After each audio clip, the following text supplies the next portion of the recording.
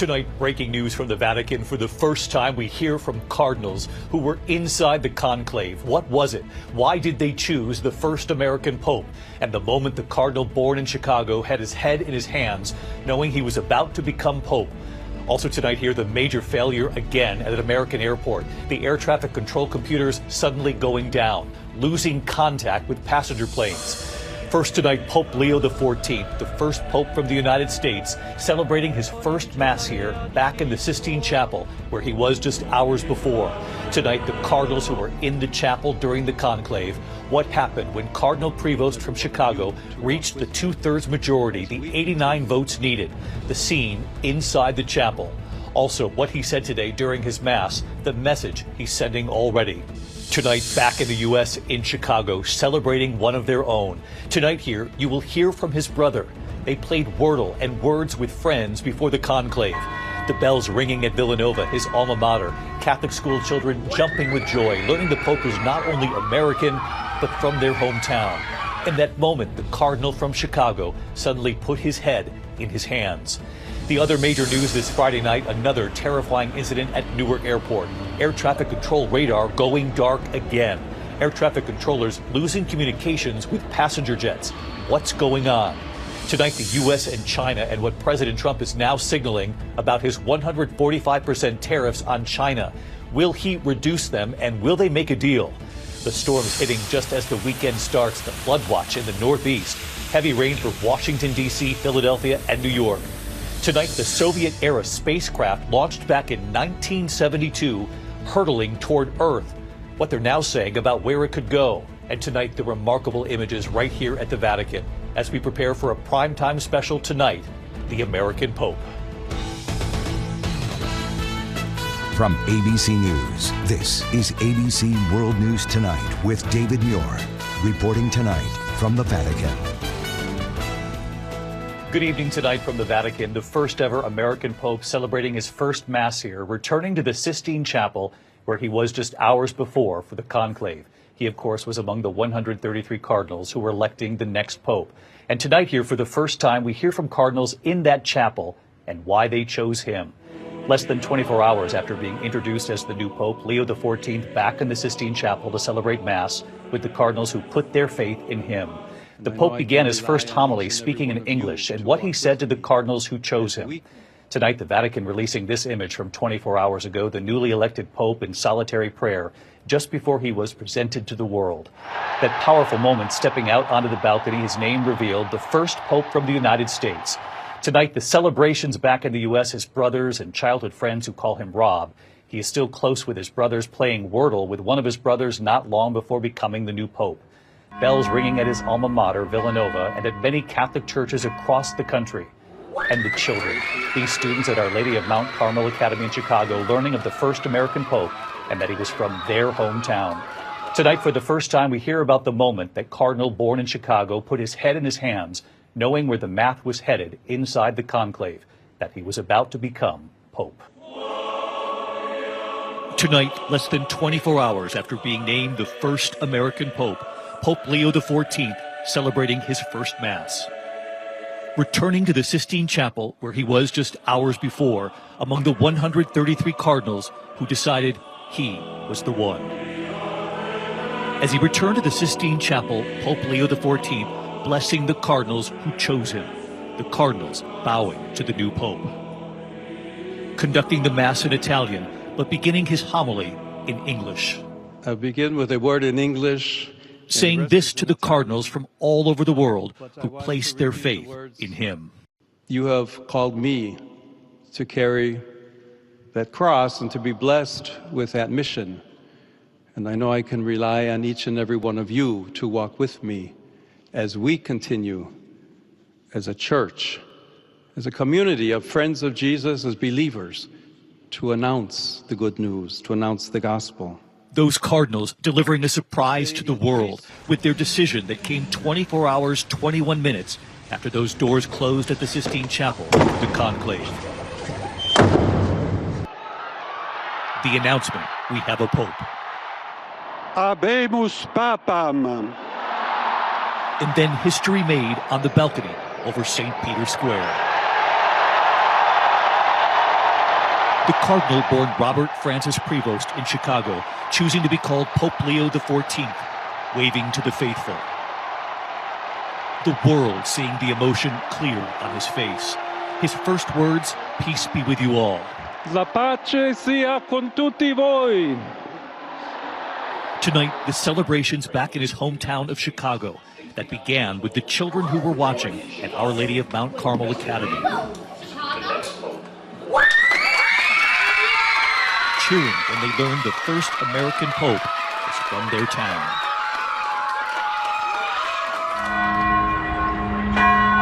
Outside Philadelphia, bells ringing in Pope Leo's honor at Villanova University, where he studied mathematics. Tonight, Pope Leo already spending time with the faithful.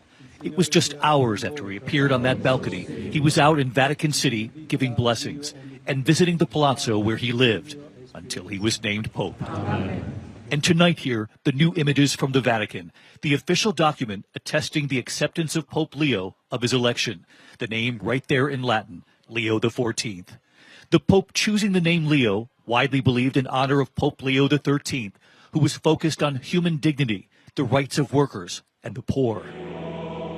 Walking into today's Mass, Pope Leo choosing to wear simple black shoes like his predecessor, Pope Francis, instead of the red shoes favored by Pope Benedict and others before him. And another question here, where will he live? Tonight, Italian media now reporting Pope Leo will continue to live at Santa Marta, where Pope Francis lived, at least for now, saying there is renovation work being done at the Grand Papal Apartment at the Apostolic Palace. Father John Walk and Father James Martin on the decision he'll have to make. Do you think he stays there, or does he move into the Grand Papal Apartment?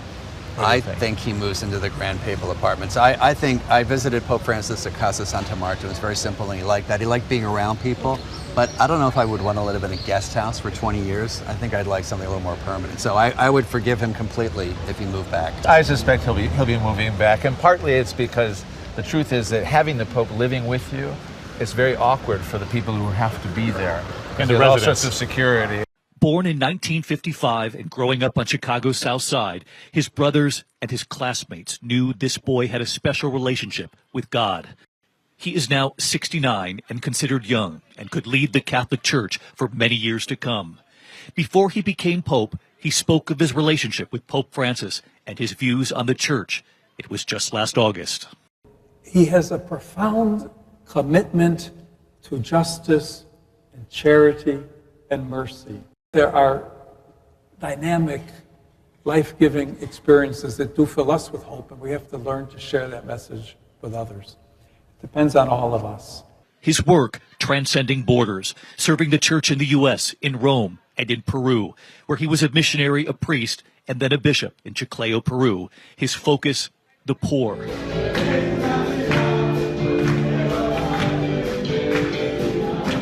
Tonight here, the images of Pope Leo back in 2014, singing Feliz Navidad with the youth ministry there. It was just 24 hours ago, children at the local Catholic school there cheering as his name was announced. They consider him family. Tonight, our Matt Rivers is in Peru. David, we're in the town of Chiclayo in northwest Peru, where Pope Leo spent decades working with the poor, preaching out of that cathedral there as bishop. The people of this town really see him as one of their own. They're thrilled he's now Pope. That sign there on City Hall says Papa Leon, Pope Leo, Chiclayo, blessed. And back here in Rome tonight, the Americans we have met during our time here, including the McManus family from Long Island. Here for their daughter's wedding, they had no idea they would witness history, too.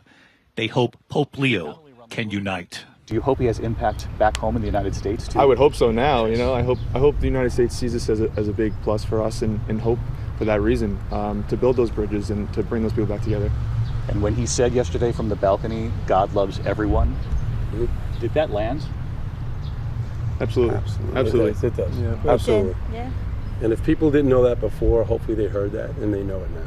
His brother Justin is studying at Villanova, where Pope Leo graduated. You're studying at Villanova. Yes, I am.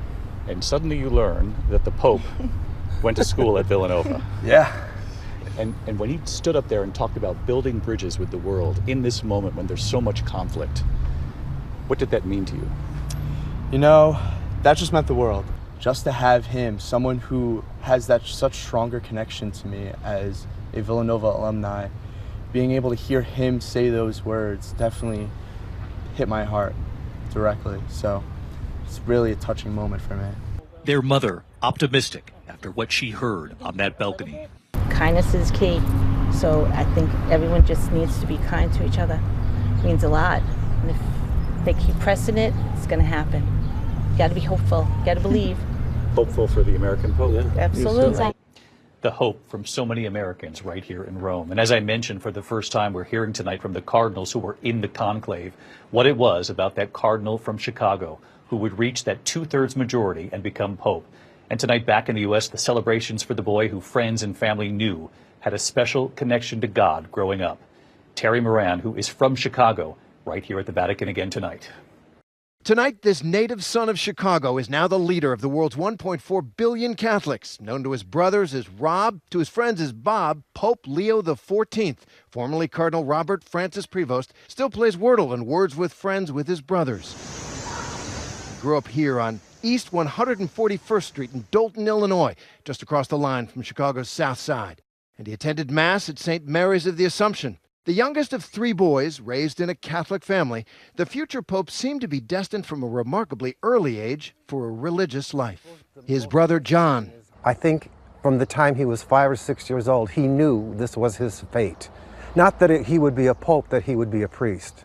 As a boy, his brothers tell us, while they were playing cops and robbers, their little brother played priest, holding Mass using his mother's ironing board as an altar and Necco wafers for communion. He attended college at Villanova University in Pennsylvania, was ordained a priest in 1982, joining the Order of St. Augustine. 3 years later, he became a missionary in Peru, working in poor, remote areas for 2 decades, eventually becoming a Peruvian citizen.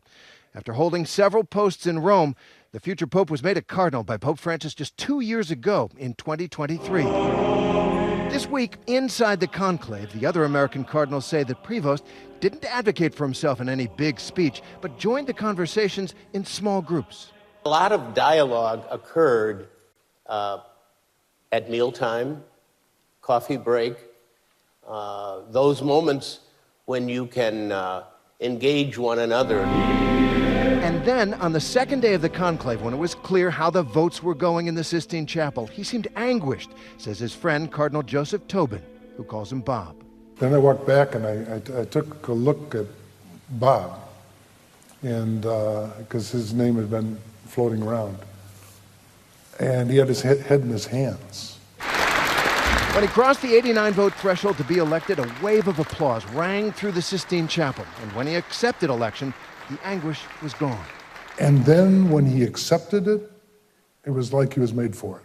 The new pope needed to choose a name. Chicago's Cardinal Blaise Supich telling me about that moment. And he was asked, okay, what name do you take? And they said Leo. And again, another applause, because that was a stunner too. People were thinking, oh, Francis II, Paul or John or somebody else, but Leo. We knew we had something new here. In Chicago, they're bursting with pride. The Chicago Sun-Times dubbing Leo the Pope. The Pope. We loved seeing that today. Terry Moran back with us here at the Vatican. Really something, Terry, to listen to these cardinals who were inside the conclave and to hear about him putting his head in his hands, sensing the weight of the role that was soon coming. It is an awesome responsibility, David, but the conclave acted so quickly, clearly because the cardinals believed he is ready, if anyone can be. Cardinal Tobin specifically praising Pope Leo's decisiveness, saying, quote, he listens and then he acts. It's a lot of courage, unquote. David?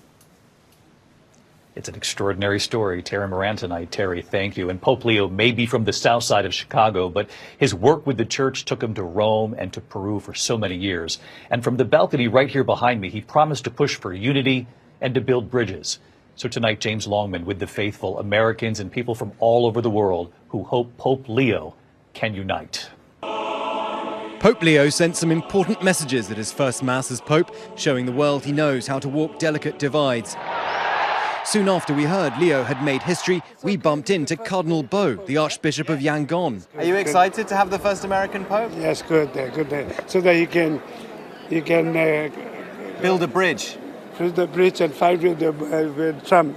fight with Trump?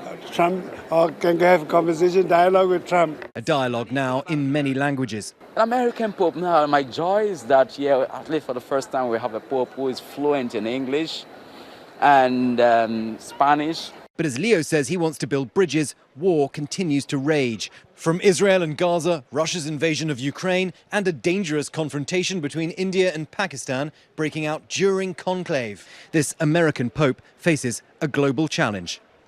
And David, there is a sense that the divisions in the United States are making this American Pope better able to deal with the divisions in the wider world. David? James Longman back with us as well. James, thank you. And coming up just a short time from now, the entire team is here for an ABC News special. The American Pope Leo XIV, the special edition of 2020, tonight at 9 p.m. Eastern, 8 Central, right here on ABC, and it's a fascinating story. In the meantime, we turn to the other major news this Friday night and to another major blackout at Newark Airport. Air traffic controllers watching as their radar screens went dark for nearly 90 seconds again, losing contact with passenger planes. Here's Gio Benitez. Tonight, another terrifying failure at Newark Airport. Air traffic control radar screens going black at Newark for about 90 seconds just before 4 a.m. this morning. Our scopes just went black again. Controllers warning an incoming jet that they might not be able to communicate if the radars and radios fail again. Russia 651, we just had another brief radar outage, so just in case that happens again, for your purposes, if you can't reach me, just stay at or above 3,000 until you're passing Morristown, and then you can just clear for the approach from there. This happened in the middle of the night when there were very few airplanes. Someday it's going to happen where there's lots of bad weather and you'll have airplanes flying blind. It's the third radar outage at Newark in less than 2 weeks, and it's led to thousands of delays and cancellations. And David, the White House said today they hope to have a quick fix by the end of the summer, but that, of course, is months from now. And then, of course, you have this weather in the Northeast. If that outage had happened during this weather, this could have been much worse. David? Really is extraordinary. Gio Benitez tonight. Gio, thank you. Next tonight here, President Trump signaling he is open to lowering his steep tariffs on China, suggesting now that they could be lowered from 145% to 80% on imports of Chinese goods, but only if China, he says, makes concessions first. Treasury Secretary Scott Bessent arriving in Geneva, Switzerland for the first face-to-face trade talks with China. But the president tonight saying he won't be disappointed if he doesn't come back with a deal. We do have a passing to note tonight. Former Supreme Court Justice David Souter is being remembered, appointed by former President George H.W. Bush, dying at his New Hampshire home on Thursday. His 19 years on the high court surprising conservative Republicans at times as he sided with liberal justices on issues including Roe versus Wade and the Bush versus Gore 2000 presidential election fight. Justice David Souter was 89. When we come back here tonight, we're tracking storms hitting just as the weekend starts. The flood watch in the Northeast, heavy rain for Washington, D.C., Philadelphia, and New York. We're tracking it. And tonight, the Soviet-era spacecraft launched back in 1972. Tonight, it's hurtling toward Earth and what they're now saying about where it could go. Tonight, we're tracking heavy rain across the Northeast. More than 15 million Americans from Hartford, Connecticut up to Maine on alert for possible flooding. Strong thunderstorms with more than a half foot of rain and possible flooding for the Southeast right into early next week. When we come back on this Friday night, that Soviet-era spacecraft launched in 1972 tonight hurtling toward Earth. So where do they think it's headed? To the index of other news, and a Soviet-era spacecraft that was supposed to explore Venus is now expected to crash into Earth sometime tonight or tomorrow. The Cosmos 482, it's called, looks similar to this before it was launched in March of 1972. But it malfunctioned and never left Earth's orbit. Scientists now say the chances of Cosmos striking anyone on land remain very low. That's good news, saying a 70% chance it will land in water if it doesn't burn up first. When we come back here tonight, the moving images from New York City to the Vatican here. What's been done for the first American Pope? Before we go tonight, from New York City to here in Rome, celebrating the first American Pope, the Empire State Building in gold and white. Two visitors from Missouri posing in front of St. Peter's Basilica. We can't get enough of the school children in the Pope's hometown of Chicago reacting to the news. And in Peru, where Pope Leo spent more than 20 years, a children's choir displaying photos of Leo XIV. They consider him family. Thank you for watching on this historic week. I'm David Muir. I'll see you at 9 p.m. Eastern tonight for our ABC News special, The First American Pope. Good night. Thank you for making World News Tonight with David Muir, America's most watched newscast.